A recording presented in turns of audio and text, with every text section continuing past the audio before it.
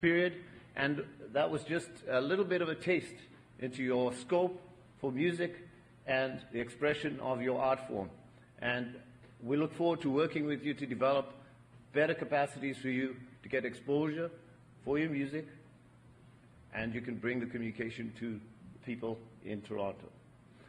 Nadine, I'd just like to say thank you for, I haven't seen you for a long time, Nadine, and thank you for all your work that you've done with Music Africa over the years. And I'm sure you'll be able to bring attention to this forum, the opportunity for membership of Music Africa as well as the Afrofest coming up in July. Kujo, I just met you today, and we look forward to your comments and your history, as you have something to offer in both the technical side, the presentation side, and the professional enrichment side. Otimoy, the challenges are before you. As the new president of Music Africa, I'm sure you will find this to be a challenging and rich opportunity to create some new avenues, new foundations for bringing music to the community and interacting with one another. So I'd like you to begin by just giving some introductory remarks, a little bit of a background from where you've come from and your residency now in Toronto, or wherever you may be living right now. Thank you. Ladies and gentlemen, my name is Otimoy Oyemu, and I'm very happy to be a part of the conference. I came originally from Southern Sudan, and as like many other African countries that have, civil wars, I came to Canada as a result of turmoil in my country, and I've been away for the last 14 years or so. I came to Toronto in 1995, and I must admit, back in Sudan, I was only exposed to my own culture, my own language and music. I never knew about other African cultures, other African musical styles. And when I came to Canada, my eyes opened, and all of a sudden, I was so delighted to see, for example, music from South Africa, music from West Africa, North Africa, and many others, plus other international music styles, like basically world music. And I became part of Music Africa about 3 years ago.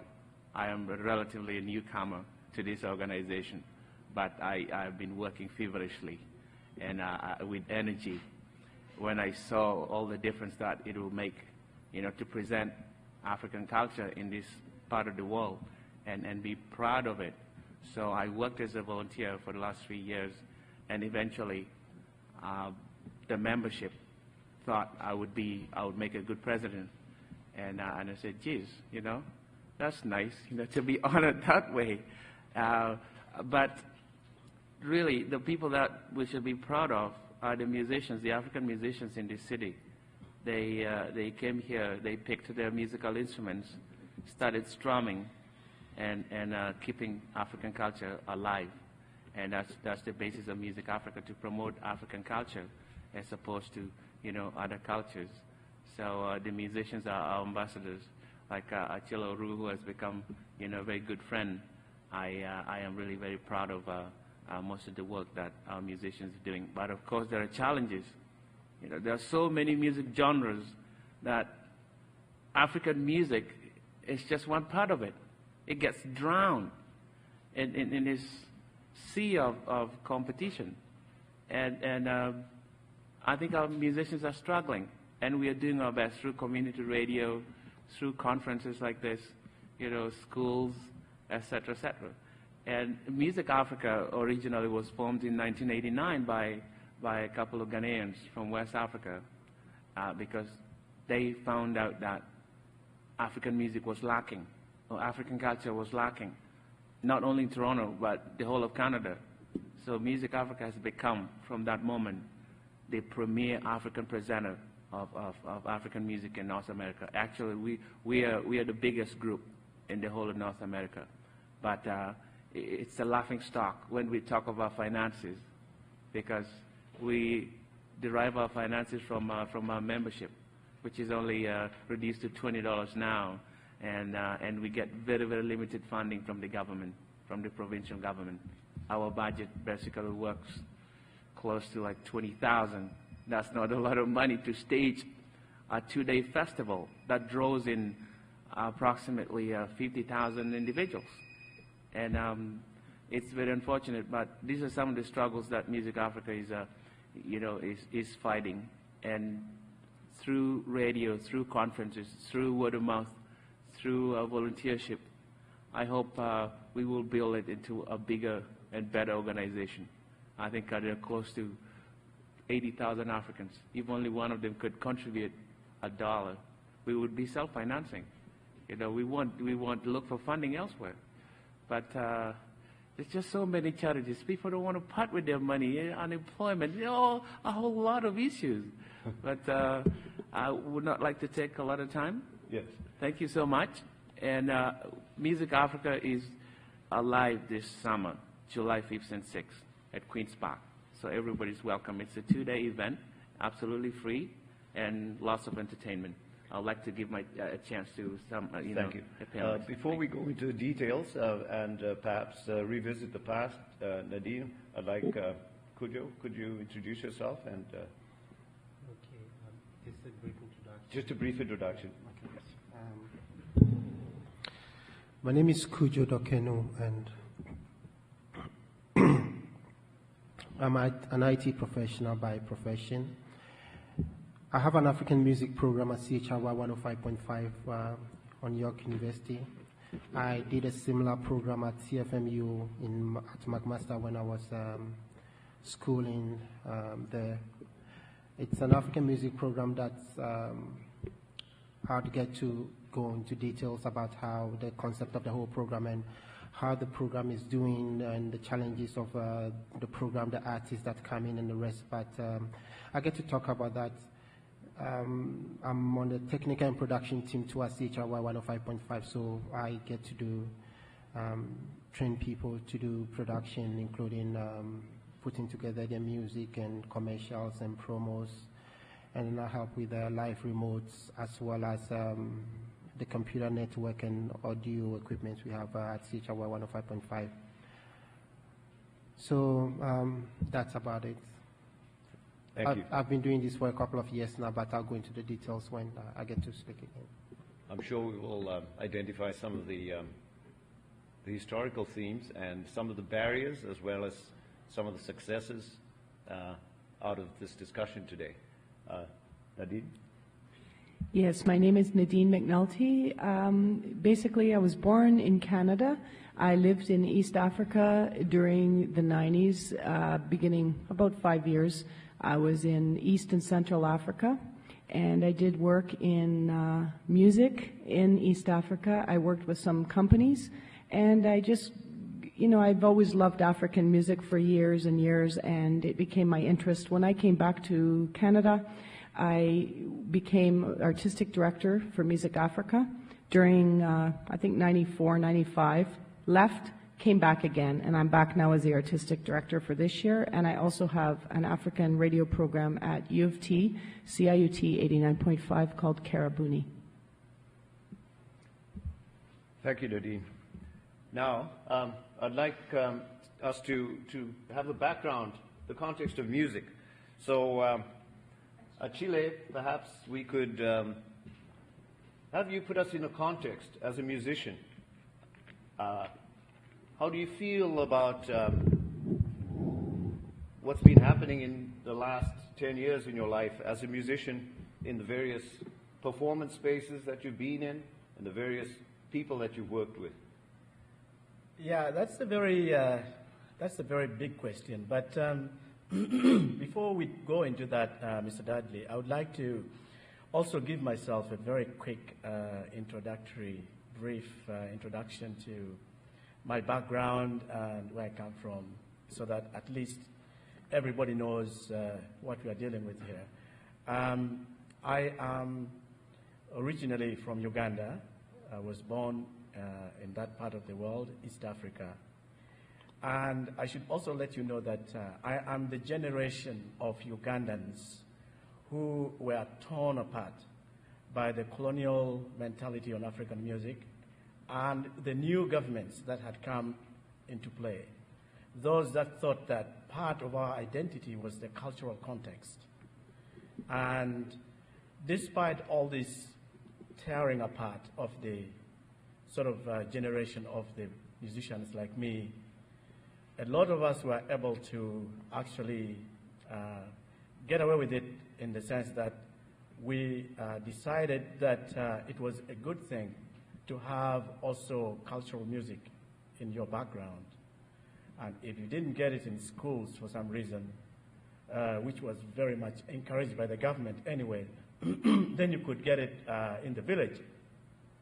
I was very lucky because I come from probably one of the richest tribes in terms of cultural music, dance, and so on. I come from northern Uganda, where you find 50 different types of dances, 50 different types of, if you want to call them genres, all kinds of things that I've not even heard anywhere else. But just to be very brief, I worked with the National Theatre of Uganda for about 5 years. And one of the things that we were grappling with was, what is African music? What is the cultural music vis-a-vis because culture is not static. It keeps on moving. And where should we have the bottom line and say, no, this is going beyond? So there was a panel that was made by the National Theatre to sort of write out, map out what they considered not African anymore, or what they considered African anyway, but it's almost lost its originality. And so there was all kinds of festivals which were to sort of mimic and to follow that kind of strategy from primary school to secondary schools to university, to all schools of learning, so higher schools of learning. So you could get a festival which a school was supposed to come and play traditional music, experimental music they called it, and then Western choral singing, and then African choral singing, and all these things were carefully worded. But just to tell you my experience here in Canada, I just came here in 1989, spent about 5 years in Halifax because I was going to Dalhousie University at the time. And as a person who had just come to Canada, one of the things that I didn't think of was, am I going to do music in Canada? I would say, oh, well, maybe there's no point because, I mean, who knows African music here anyways? And, let me just do the academic thing. But really, when I got into Dalhousie, I got a very vibrant African community. And in 1989, when I came first there was one particular sort of festival that was organized by the African Students Association at Dalhousie University. It used to be called African Night. It was very, very popular. At some point, about 5,000 people would attend, and there was festivities, foods, and different African music. And it dawned to me that, after all, I could still go back to my old, genre. I mean, my old sort of acquired skill and do some music here, African. And in that case, I sort of put together the first band in Halifax, which played traditional African music. But now, going back to the question that you said, what experience have I had? The experience that I've had have been both positive and I wouldn't say negative really, but I would say there are a lot of hurdles on the way. When people get a chance to listen to African music, really a music that is well done professionally, most of the people appreciate it. A lot of the people really appreciate it. Now, we do have stereotypes that we have to really fight. And those are the hurdles I'm talking about. These stereotypes have been entrenched, both in the academia, in the general public, and all over the place, in the industry. And this is where the problem is. First of all, when they look at African music, oh yes, it's the drums. The drums, yeah, the drums. Everywhere you hear drums, drums. University, they only take drummers to go and teach people how to play around with the drums. Where are the melody instruments? Where are they? And really, if it is the drums, it's only one kind of drum. It's only West African drumming. That's all it is. You don't hear anything about Central African drumming, let alone a country like Uganda that has almost 200 different styles of drumming because every tribe has their own. Not one, but more than 10 different types. So that is one problem that we have. And the other stereotype is that African music really is everything else without properly actually looking at the different genres that do exist in the African music scene. Because there are many, there are countless. We've just touched the tip of the iceberg. There are choras, there are dungus, there are lokembes, the kalimbas and so on. And these things are well played by professional Africans. And the problem is, again, you can trace it back to the colonial past, because in the past when the colonial people went to Africa, the first thing they did was to relegate African music to the uneducated. If you played an African instrument, sang African music, danced African dance, you are either paying homage to the devil or you are really illiterate. So you have to know how to play the piano. That was the system. So this has stressed and caught up with us here also that most of the African musicians who first came here were really illiterate, a lot of them. A lot of them couldn't even know what to say about certain things. And then, but anyway, now, as I say, I'm a generation of those Ugandans or Africans who started looking at music differently and saying even the educated people should start going into the African cultural music and try to make things change and also communicate with other musicians from the other parts of the world to universalize the music language as it is supposed to be. So, the challenges again we have, of course, that reflects all these stereotypes I'm talking about, is also this terminology, this sweeping statement as world music when you are talking about the Junos and the rest of it. World music and African music is thrown in there, not even as a genre, but just the whole thing. African music is part of the world music. And so you have to compete with almost an incredible amount of incoherent opponents. And in most cases, genres that might have some little traces of African origins in them, but a lot of them have veered away so that they don't sound anymore like anything that we know. But the thing is, I think African music should have its own category. That's what I look at, because it's so broad. World music is broad. Greek music is world music. Russian music is world music. What are we going to do? So that is one problem. And also, I think the other problem is when we are dealing with the industry, in most cases, the producers, because I have about 2 or 3 recordings to my name, and I'm doing the 4th one right now. But you are told that you must do the things that the industry want to hear. And you ask yourself and say, what am I going to do? You are torn again into different directions.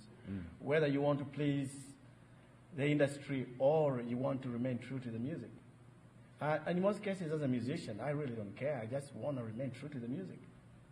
Even if it takes me 100 years 10 years or whatever it is to be recognized, that's fine by me, because I'm not making music only for the commercialization of the music. I'm also trying to represent a culture that needs to be properly represented. So if you have any questions, I'm ready to take some of them.